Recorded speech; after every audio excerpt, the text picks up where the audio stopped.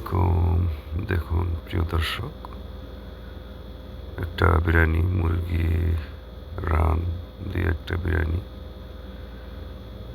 সব প্রসেস এভাবে মই মশলা আপনারা দেবেন।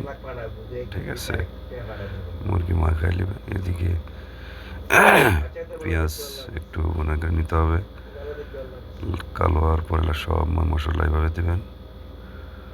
দেওয়ার পর মশলা একটু কষে নেওয়ার পর মুরগিটা ছেড়ে দিতে হবে। এখানে কয়লাতে একটু সর্ষের তেল দিলে ঢাকনা দেওয়ার পর খুব সুন্দর একটা গ্র্যান্ড আসবে।